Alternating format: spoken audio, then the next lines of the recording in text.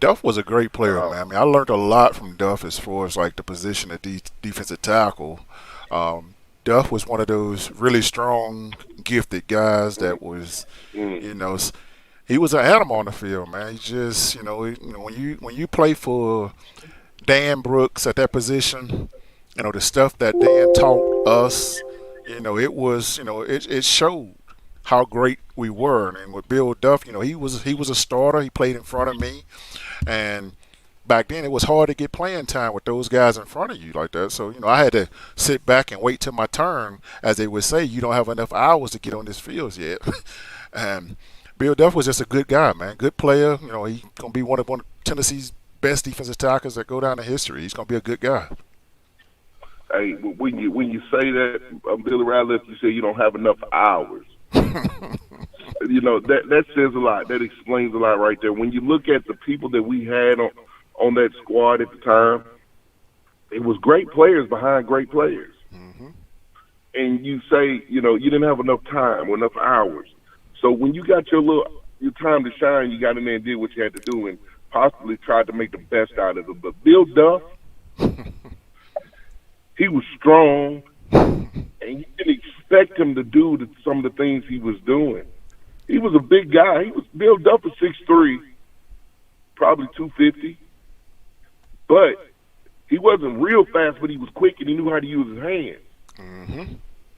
And Bill Duff would get off the ball and get up under you, and next thing you know, he done broke your level. He's on the same level that you on, you know what I mean? And he's already strong, so he's on the quarterback's heels. Man, you would look at Bill Duff, he looked like Elvis Presley sitting in the locker room. Hair slicked back and wouldn't say nothing. Quiet. But when it came time to kick ass, I don't know if I can say that, sorry. He kicked butt. And Bill Duff was a good player, man. And he went on to do the wrestling thing. That was right up his alley too, man. But Bill Duff was a great football player. Really like Bill Duff. Cool guy. Man, I tell you what, I was doing a little acting later on with Billy. Mm-hmm. Be rap. Yeah. And I did a movie with The Rock. And I look up and I see Bill Duff at the movie set. Wow, really? Hey, Bill Duff, what you know of Bill Duff back in football days? Uh-huh. Those girls done softened Bill Duff up so bad, man. You ought to see him, man. He don't speak to anybody now, bro. Quiet as a mouse.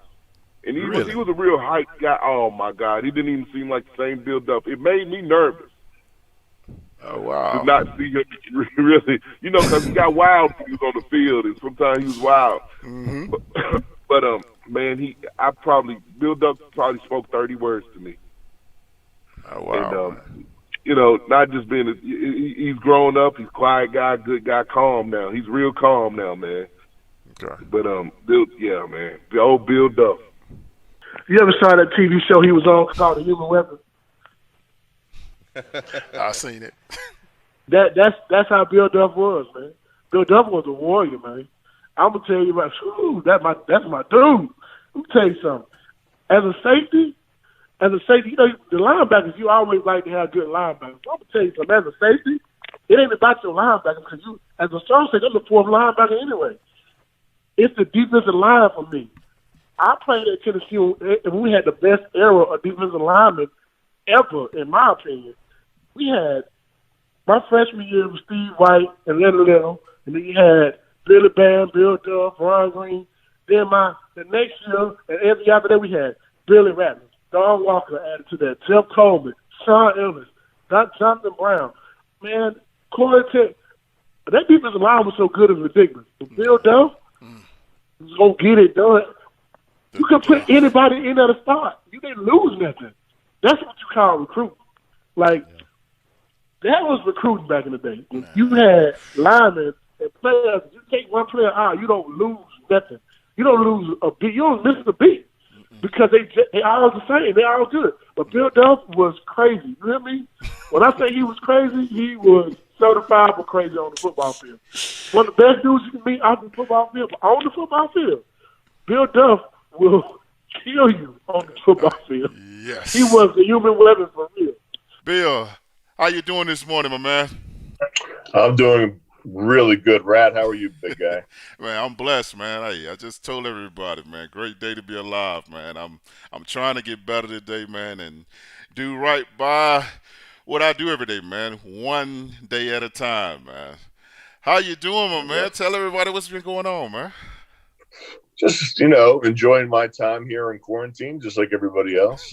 Taking it serious, though, because it's no joke.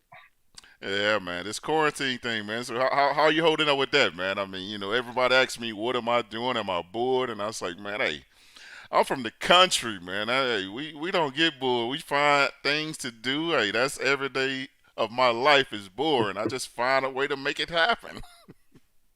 No, yeah, well, I did finally get down to cleaning out my second shed, and I found about a 6 foot rat snake in there. Oh, Uh, man. so that was kind of interesting. It was fun. My daughter came out and got to touch its tail and all that kind of cool stuff.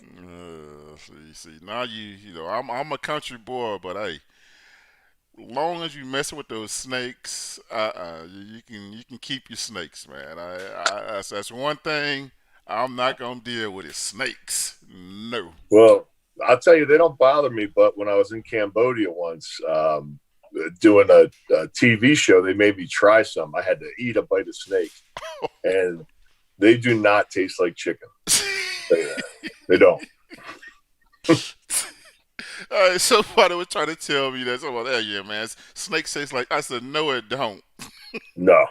Y'all confusing gator with chicken. And gator doesn't taste like chicken That's what I'm either. saying. Like, ugh, Yeah. I'm a chicken man. I don't compare. There's nothing that compares to chicken, man.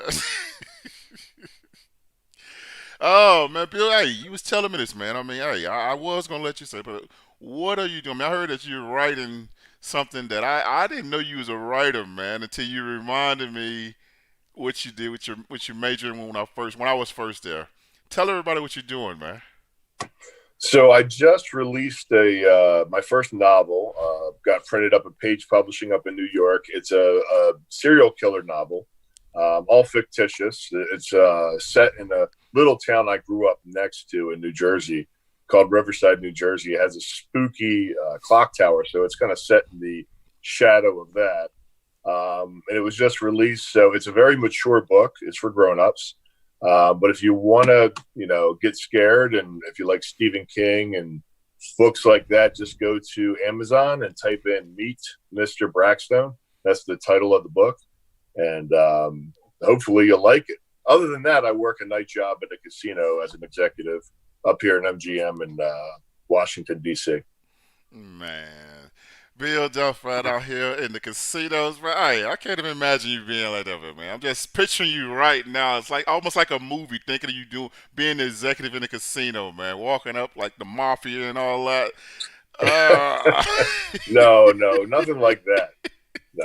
Cause hey, I'm gonna tell you this here, like when I first got to Tennessee, guys. And see, of course, I was a linebacker. Of course, all these guys was always telling me, "Oh, you want to be a linebacker long?" I was a linebacker too, just so you know, when I went. Oh, really? Oh yeah, I didn't know. linebacker Oh, slash tight end. wow. See, guys, I told you guys they knew how to move you. I mean, they probably did Bill the same way. Hey, you got to get our best 11 guys on the field. And Yep, like Bill, why don't you try defensive end? Hey man, you did so good at end. Why oh don't you try wow! tackle? Come on, man. They did all my boys like that. See, guys, I'm telling you guys. See, that's how they recruited. They just recruited speed and just put you out there and make sure you made plays. Listen, when they recruited me, and I think it was the same in your era, Fulmer always told me he was looking for guys who played 2 or 3 sports and were good at all of them. And I know that you were a freaky athlete, and everyone I can remember in those D line meeting rooms were, I mean, not just great football players, but great at something else too. Hmm. Yeah, man. Well, you had to. I mean, that's something that like even now when I talk to kids and they say their coach tell them they can only play this sport or like they only play basketball or baseball or whatever. I'm like, guys, that's not up to your coach, man. If you want to play a different sport and if they don't want you on their team, they didn't want you on the team from the beginning. Because I tell you this here, when I played, our basketball team or baseball team or track team, they didn't start winning until the football season was over. Right. So Right. there's so many athletes that play football, man, and you go look at it now to this day. Go talk to Coach Saban, go talk to Dabo. He'll tell you, I need the athletes that's going to be able to play 2-3 sports, and people ask me, what's the reason behind that? Discipline. Yeah, that's a big part of it. Discipline, and of course, Yeah. they automatically know you're an athlete. If you can do all that stuff, hey, football becomes easy, man, and I think that's what end up me made end why I ended up playing football, because the basketball court wasn't good for knees. No. Well, to be honest, the football field isn't much better. It ain't, man. It ain't. It No. most definitely ain't, man. Because, gosh, I've had what 1, 2, 3. I've had 3 knee surgeries, and I'm talking about 3 ACLs torn. Wow. Now That's incredible. Oh yeah, and so and Bill, I went back probably about 2 months ago and saw Dr. Mathians, and Dr. Mathians, just basically doing my yearly checkups and check my knees out because they're deteriorating, and I just wanted to know. And he wanted to do X-rays on both of my knees, and the only knee that was hurting was my left one. I had some issues. I said, yeah, just check that out. He said, well, we're gonna check both of them because I remember we doing that right knee, and we was thinking about you're gonna probably have that knee replaced by the time you turn 30. I was like, whoa, okay, yeah, I do remember Dr. Yovins telling me that. So you got the buy one get one deal? Is that what it was? Oh man, I still got one of my knees, man. I have both of mine. I haven't got the one to replace yet because they still been wanting me to replace it, but I have no pain in the one that they want to replace. Then don't do it. So that's what I was telling them. I was like, I'm not doing that. I mean, because all the people I know that have had their knees replaced, that recovery is a bitch. It's no joke. And man, I think Coach Fulmer had both of his done. Yeah, and I've seen Coach Fulmer in pain and walking around like that too. I'm not ready for that. All right, well. You have yours replaced? No, sir. I've never had a surgery in my life. I'm about to say, Bill, yeah, I'm going to say, you're bionic. I'm going to say, you haven't had no surgeries? No. My issues always were in other areas besides that. But you find me a football player without an issue, I'll find you a guy who only played Pee Wee football.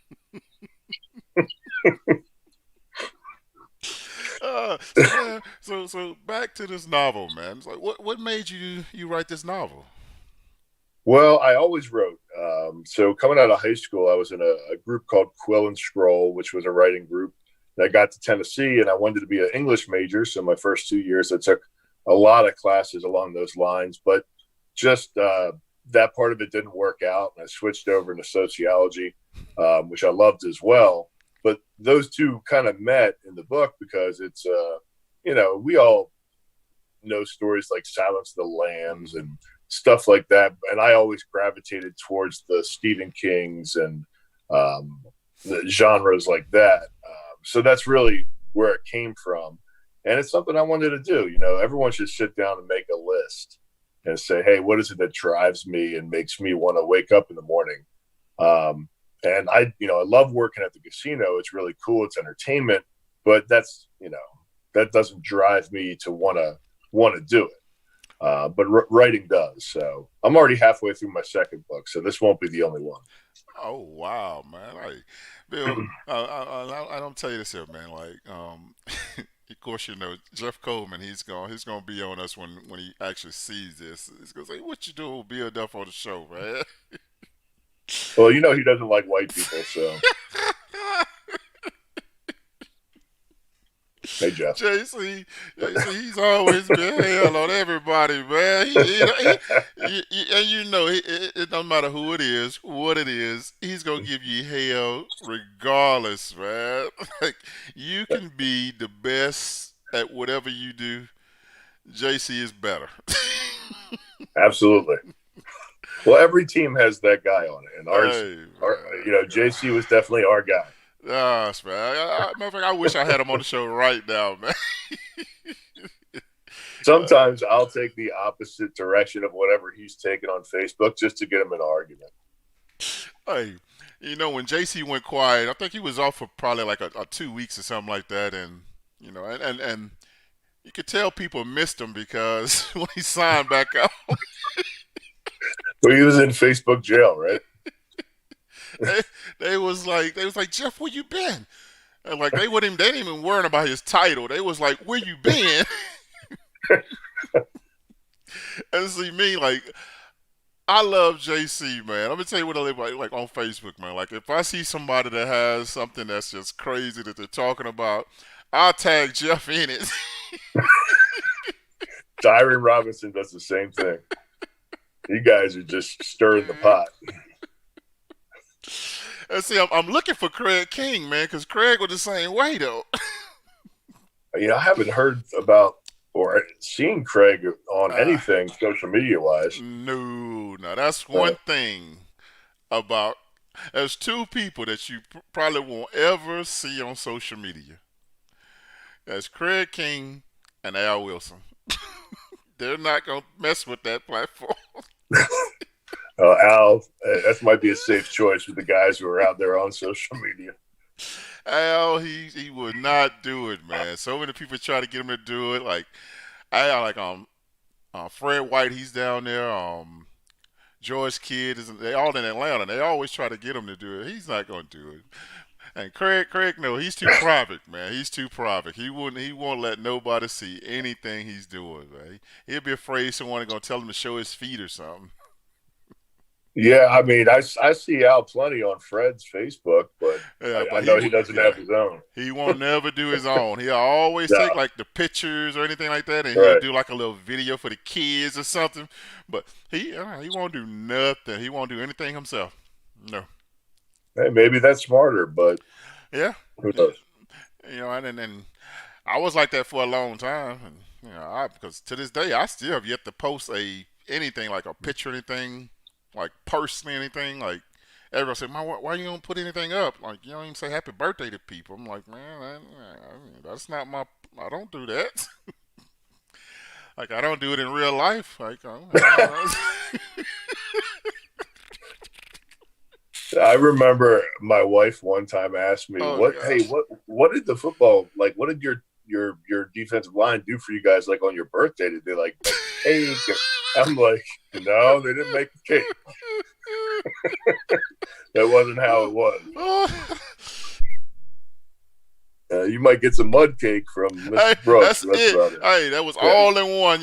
Your birthday would be the dirt cake. Dirt cake day.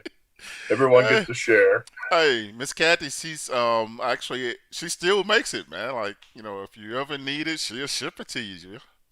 Yeah, well, that's some good stuff. I'm trying to stay away from all forms of cake right now. Well, I'm actually gonna start back. You know how all the big guys will have a date that they start, because they want to go on a 24-hour to 48-hour binge of something before they start. Right. Whether it's all you can eat, some type of meat or something, but I'm gonna get myself together, man. I'm trying to figure out a way, man, like to create a platform like for us ex guys, the guys that they didn't teach how to get it off. They taught me how to do it. I just don't want to do it anymore. Oh man, yeah, I stuck in them. They was tough on us, man. When you couldn't make weight, so you'd be like 290 or something like that, and knowing you need to be about 282 in a sense, and us we'll lose 10, but we'll gain 15. Yeah, no, I don't. Unfortunately, I don't miss those talks. I had such a problem keeping weight on in college, and they'd call me in and say, "Man, is the food okay? Is everything all right with you?" And I'd say, "Well, you keep running my ass 4 hours a day, and maybe if you stopped running us so much, I could gain some weight." They weren't going to do that. Man, that's crazy, man. 'Cause like me, my weight was so up and down, man. I never knew what my weight was gonna be. I mean, I can be 275 one week, 285 the next week, but Stucky and them, they would always be on me about that though. Like, man, Worm, you got to stay away from the training table, or you got to go to the training table. I'm like, come on, coach, what is it gonna be, man? Can I just want to play ball, man. I remember Stuckey when he first started there, coming through and looking at everybody's plate in the in Gibbs Hall, Yep. and it was like he would have these laser focused eyes. If you had like a piece of fried food on there or something, Oh he could man. make you feel like a horrible human being for eating Oh a piece of fried man. chicken. He really could. Yes. Oh, he did all the time, man. I mean, and I tell you, a player that I felt so sorry for when he did that was you remember Bernard Good 340. Oh yeah, yeah. They used to have a hit on three. Would they tell us do not take him to the strip or do not take him to Gus? They had a food watch. Oh man, because three used to go hard, man, at Gus or McDonald's, especially when McDonald's used to have those burgers on sale, like 49, 59 cents or something like that. Yeah, that was they were just trying to hurt people at that point. Oh man, those were the days, man. There's so much, man. Well, I got to ask you the question, man. Everybody asks me, so I'm gonna ask you, man. Go ahead. So, what do you think about the Vols, man? How you think the Vols are doing, man, with Coach Pruitt over there? I mean, Coach Fulmer being back. What do you think about that? Well, obviously, I love that Fulmer's back. He's, I'm a Fulmer guy, and he's such a great personality, let alone coach. It's going to do nothing but great for the university. And I like Pruitt so far. So, I think he's a football coach. I think Bush Jones did his best. Just he didn't remind me of a southeastern, even a northeastern football coach. He was just very markety. He always had a saying for everything. Yeah, and that's who he was, man. I mean, like I tell you, like I tell everybody what I thought about the situation, especially with the hiring process after they let my coach go, or how they did our coach here. So when when Coach Former left, me personally, I don't think they did enough to get the right man in there for the job. And what I say by that is normally when someone gets rid of you, they bring someone in better than you or just as good as you, in a sense. And that's in every job that I've ever heard of, been around, or when I grew up, or parents, or anybody. I don't go and hire a little league football coach for a college football coaching job. If I'm going to hire a football coach, I want a college football coach or some experience in that sense. And when they went and got Kiffin, it shocked me when they did it because I was like, okay, this guy hasn't really won anything, or I don't even know who he is. I don't even think Art Shell and them knew who he was. They just knew his Monty, his dad, and all that stuff. I'm quite sure he did a great job when he was interning in NFL and all that stuff, and that's why they hired him as a head coach with the Oakland Raiders. Now, don't get me wrong. Now, Coach Kiffin, he was great with the kids. That the kids love him. He knew how to recruit. To this day, I think he would be a good coach if he would have stuck it out here at UT. But at the time, I don't think it was the right hire. They didn't do like how the LSU's or the Alabama did. They went and got Nick. They know Right. Nick Saban coached college ball. They knew he over there winning championship at LSU. So guess what? We're going out here and get the best coach that's available at the moment. I don't think we did that. I think this is the first year as a coaching search. They went out there and got the best coach that's available. And what I mean by that, a winning coach, someone that's used to winning in college, or know what it takes to be successful in college, or know who's at the SEC, period. They didn't do that when they went and got Dooley. No, they sure didn't. They didn't do that when they went and got Coach Jones. They didn't do that. I'm like, guys, I mean, did you guys do this on purpose? Are you guys trying to make my Vols look bad? Because that's the way I looked at it, man. I mean, until now, it's the first time they actually got a real football coach to me personally. Yeah, I quite honestly, I don't think they really gave Lane Kiffin a hard enough look. I mean, from my standpoint, because there's got to be something wrong with the guy's character. As many places that he's been, as many bad things he's done. I mean, I wouldn't want my boy playing for him. I don't know about you. But, I think we're in a good position now. I think Pruitt says the right things, and it looks like the guys are getting back into the type of shape they need to be in, because we both know that's probably more important than anything. That's the biggest thing of college football, any sport, man. I say it all the time, Bill. I tell people there's two parts of a program. If you're gonna when you get new coaches, there's two parts that you don't get rid of. One part, that's the medical staff and the strength and conditioning staff. Couldn't agree more. You got to have those two because those are the only two parts of the program that sees these kids more than anybody, more than the coaches, everything. They know your body. They know what you're going through. Heck, they know a lot about your life because they're with you that much. That's their job. And when we went through that many strength and conditioning coaches after Johnny Long, that's when we went downhill.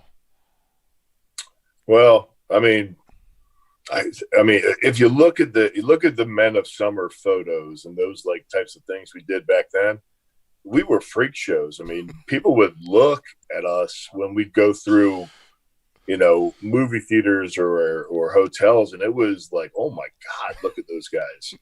And not to take away from some of the other teams that we've had since, but I just didn't get that impression from those players as a whole. Now, there's been some freaks and some really good athletes go out there, but not on a 90 to 95% ratio like we had. Oh, yeah, Bill. You're right about that, man. I mean, because I go and look back and see, like, even some of the Men of Summer posters and see some of the guys that's on these posters. I'm like, man, we were freaks, man. I'm like, good Lord. I mean, heck, you shucks, man. I mean, playing DT, I'm like, gosh, man, this is what I got to compete with.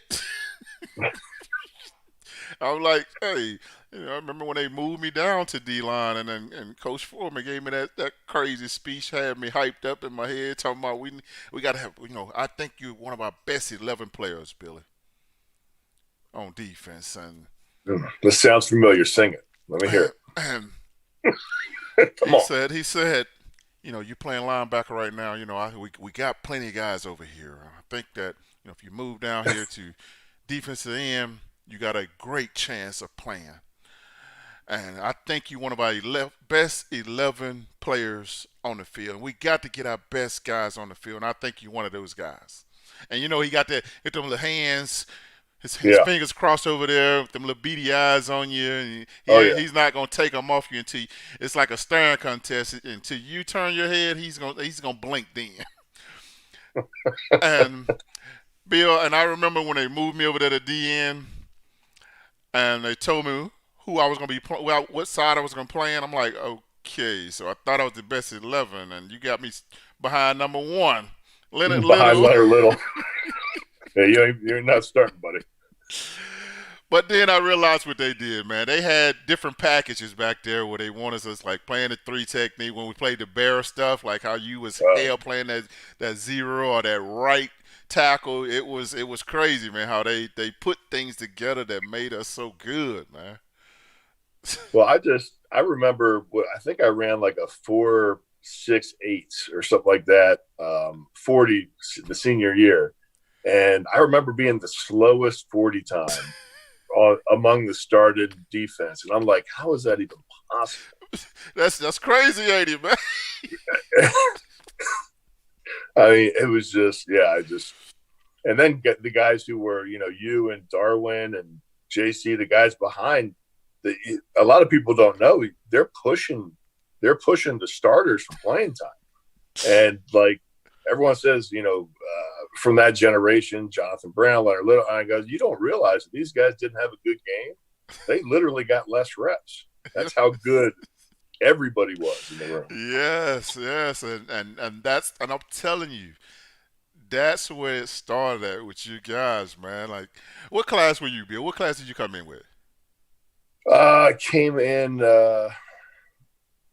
Technically, I guess it's the 93 class. Okay. 93, 94 class. So 93, 94 is what I call the foundation of Tennessee throughout the 90s. You guys put on the biggest show that made everybody behind you want it to be so good. You know, I mean, when you go into our weight room and you see Shane Burton, Bill Duff, these guys, Steve White, bench press and dumbbells that are bigger than I don't know what. And I'm like, man, gosh. And I'm telling you, this is what I had to compete with, guys. These guys are bench pressing 150-pound dumbbells like it was nothing. I mean, I'm like, gosh. I mean, and me, I'm coming out of high school never really lifting weights anyway. I mean, my weights was on the farm, you know, picking up 5-gallon water buckets and stuff, slopping hogs and all that stuff, baling hay. But when I saw you guys, man, and I realized what I had to do to be able to compete, to even get on the field, that is what Tennessee has been missing for a long time as well. And I call it leadership. Guys are ahead of them. And, of course, you know, back then we didn't have it where, you know, guys were leaving early after their junior year and stuff. We had what was called, you had to wait till your turn. Wait till you're senior. Wait till you get out there. I mean, of course, if we knew what we know back then or what we know now, I'm quite sure a lot of guys would have moved on a lot sooner because they had the ability to do that. Yeah, we played in a different era. Yeah. That era is gone. It'll never be back. You know what? I picked up the college football helmet the other day. I don't know if you still got yours, but I was just kind of I have that and I have the new ones, and I think our college football helmets were about 10 or 12 pounds. And these helmets now, they're like not even a pound and a half or something. Pleather, that's what I call them. I just I mean, I really feel like we played in an era that'll never be seen again, and as now I'm waxing nostalgic. I sound like an author. I just maybe it's a good thing that it'll never be seen again like that, because that was some brutal football. Yeah, but I say that too. It's the helmets, the concussions. It's the helmets, because they are changing them. They're trying to make them the aerodynamics, all this stuff. They're trying to put all these gadgets inside the helmet and stuff. Like, get all that stuff out of there and go back to the old school ideal and put the cushion back in the helmets. Protect them. There's a lot of people saying take them off. Sure. Well, I mean, if that's what it's going to take for them to I guess what they're saying, to try to protect them. Yeah. Well, they do it in Australia. Well, it ain't nothing they can do to. They're not going to stop the $1 billion machine. That's for sure. It's hard, man. I mean, you know, the helmet to helmet is hard to not place a helmet on another helmet, because your eyes looking for a target, and wherever your target is, that's where you're going to hit. So unless they put your eyeball somewhere else on your body, there's no way physically possible to not do helmet to helmet. Yeah, quite honestly, I still watch the line quite a bit, and those guys are still knocking heads. They're not playing much different than we did. Am I missing something? Do you see the same thing? Exactly. Okay. Yeah, I mean, how are you going to have linemen who run 4.5, 4.6, 4.7 40s coming off full speed at each other and say, "Oh, well, don't touch that guy in the head. Don't touch face masks." So maybe there is some credence to take the damn helmets off, and then you're not going to ram your head into someone else's face. If they put it like this, if they do that, I sure hope they have a great dental plan. Listen, you still have all your teeth? Bill, I got all my teeth, man. Oh, Come on, baby. all right. Well, I love them. I had a couple pulled. Oh, man. I always made sure I got a brand new mouthpiece every game.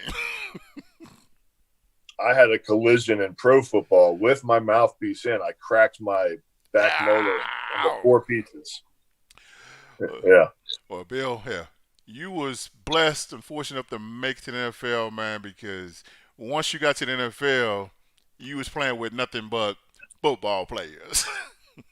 Yeah, no, there were some freaks in the NFL, but again, I played back in the time where backup linemen didn't get really paid that much. So, not that I love the experience of all the football I played, but the one thing I knew was I was going to work after football, and that was a little bit extra motivating for me after football was over, because a lot of guys, they make so much money where they really don't have to do a damn thing. And I think society misses out on some of the greatest people I've ever met in my life.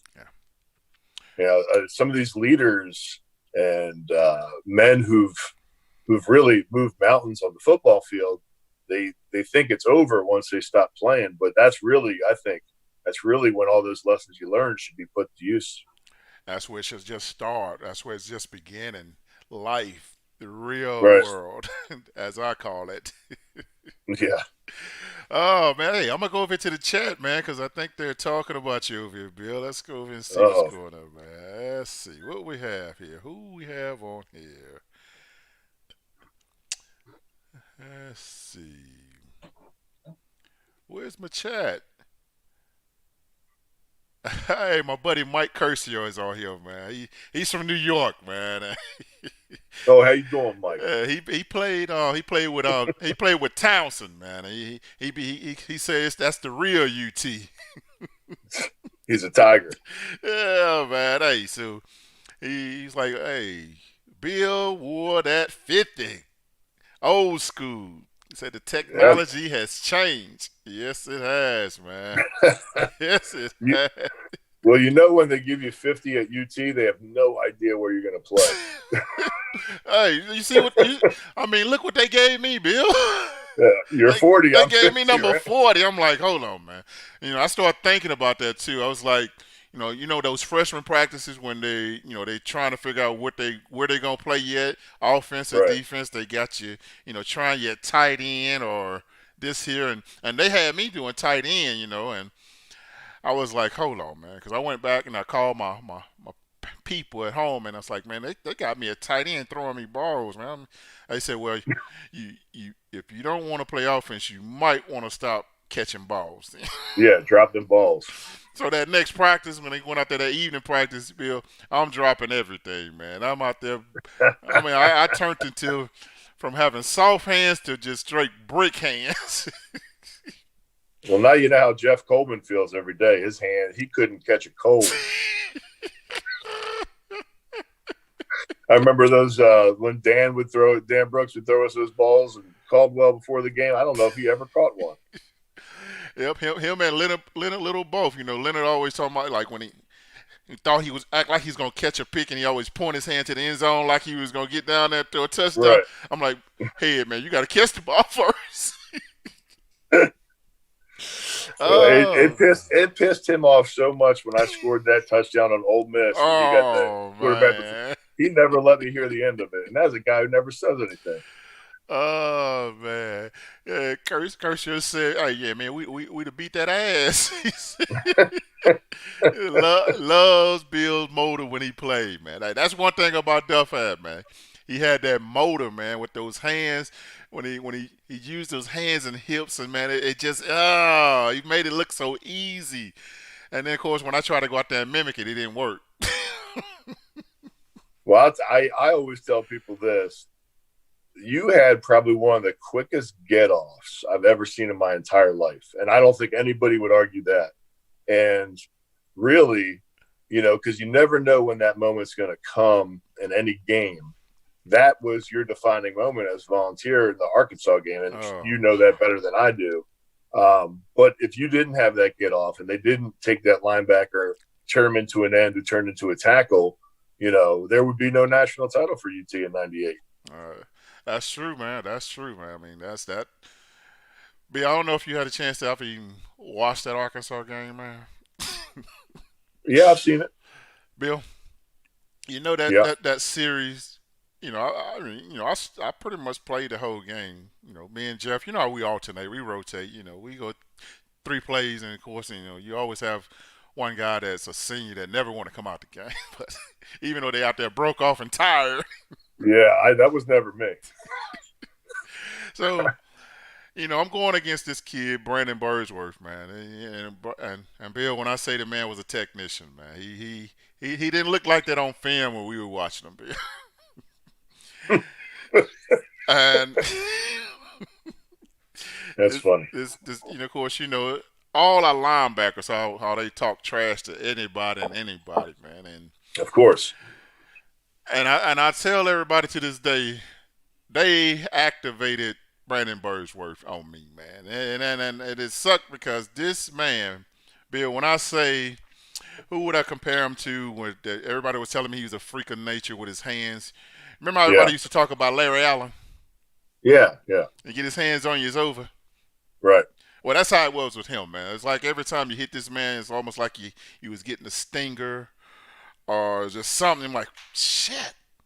So, I didn't make, normally we make, some tackle for losses and stuff throughout the game and stuff. And, as a defensive line, D-tackle, based on how our defense is ran anyway.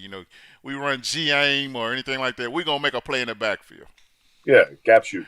Well, how about I tell you this here, man? Me, Darwin, Jeff, we had pretty much 0 stats against this man up until that last series.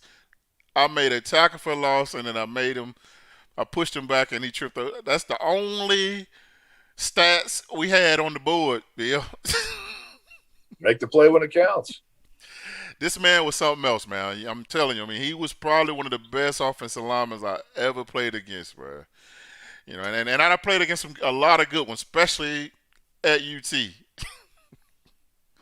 That was the toughest dude you ever played against? Ooh, Bill. And I'm telling you, Bill, hey, you pull out this here. When you dance with the man and you pull out the spin move. Yeah. Spin on air. Yes. That's the type of technician he was, man. Well, I think the toughest dude I played against was Jonathan Ogden. That dude was a monster. Man. He decleated me at UCLA, and I still to this day have ringing in my ear. He was a human being, man. Yes, he was, man. Yes, he was. Gosh, man, I forgot all about it. Oh, man, I don't even want to get in, man. We get into that, man, like some of the players that we played against, man, some of the teams we played against. Of course, everybody remember you with the Ohio State game when we played in the Citrus Bowl, the goal line stand, man. Like, everybody still talks about that, man. It's like right now I have, my buddy, Keith Rickers on. He said, Bill Duff took Eddie George's lunch money, baby. Well, if you actually watch that series, the play right before the stop, as they called it or whatever, the whole line, basically the defensive line and their offensive line got to John because it was a collision. Mm-hmm. And you could just feel something in the air. You know what I mean? When those big plays happen. I don't know what it is, but I just knew, like, I said, there ain't no way he's getting in. And I felt like everybody around me felt the same way. Most definitely, man. And I was a freshman. I redshirted that year. I was on the sideline. Matter of fact, I was actually on the sideline on crutches that game. Hey, those crutches was like my best friend, man. I used to hate them damn things, man. Man, I always felt so bad when I saw you guys. Oh, man. And, of course, I do anything and whatever it took to get back on the field, man. I was like, y'all ain't about to have all the fun by yourself. Hey. Yeah, Matt Gooden still tells stories about how he was going to start, and then the Jesus touched Billy until he started. I said, hey, whatever it takes. Man, I mean, I'll be rehabbing in the dorm room, man. I'll be having I didn't stop rehabbing. I was trying to get back on the field, man. And for some reason, man, it's like I did heal a lot sooner than I was supposed to heal. Well, UT's better for it. All right, they did a great job of that, man. That's why I say the medical staff, don't get rid of your medical staff. Keep those guys. Like for instance, we just lost another strength and conditioning coach, but I did hear that the replacement that we have, we're gonna love him just as well. That's Johnny all. Long? No.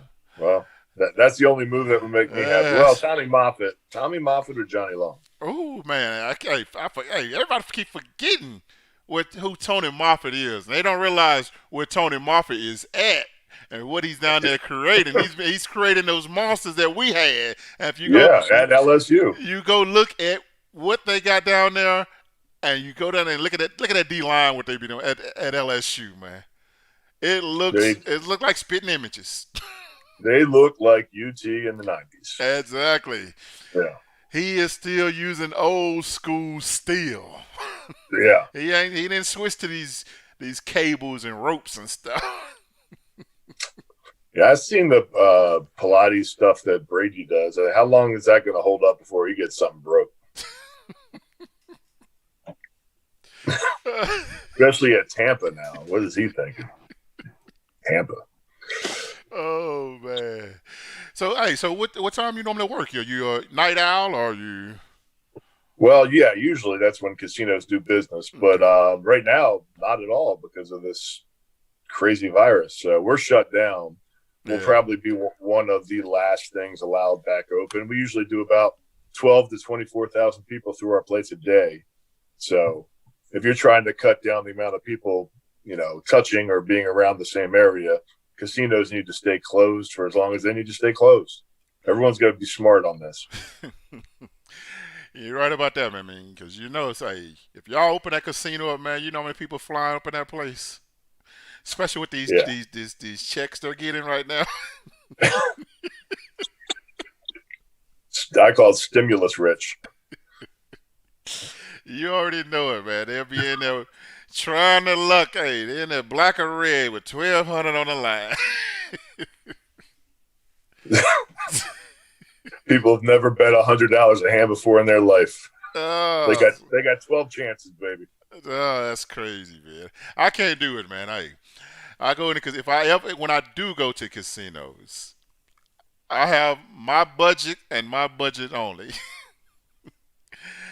And when I say my budget, I'm trying not to even lose my budget. I go in there with $60, three $20 bills, Bill. And I can't say that. I like to gamble, drink, and eat. So when I go, baby.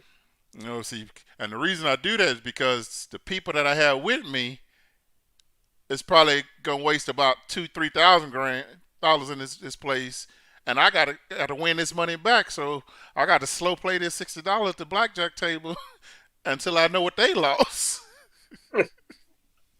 Well, hold on. What does their money have to do with your money? Because it is my money they're using. Oh, you're staking them. Exactly. Yeah, what's the VIG? How much you charge? Man, I can't. Those 60. I'm playing. Look, I'm trying to find the $5 blackjack table, man. Don't come to my casino. There are none. I'm sitting there I'm trying to sit there for at least 2 hours until my people come back and tell me what they done lost, so I can go over to this crap table and win my money back. Well, yeah, no, I mean, I usually work at night, but I've always been a night person, so I'm sure that would drive Dan Brooks absolutely nuts because he always would come in it was usually after a night he knew we were all out partying. D-line coach Dan Brooks, he'd come in and say, well, can't soar with the Eagles in the morning if you're flying with the Owls at night. And he'd make some sort of loud noise. And, everyone who was hungover was just like, oh, God, here we go. See, guys, y'all just heard that saying, right? I'm telling you, there's so many that we can come up with. That. Hey, the coaches, man, it used to be funny, man. Like, especially when they used to have morning runs, man. Oh, They'll were you pick. there? Were you there with Robert Poole on the 110s when he went down to his jock strap? Oh yes. Oh Oh my God, yes. that I still laugh about that when I see that image in my head to this day.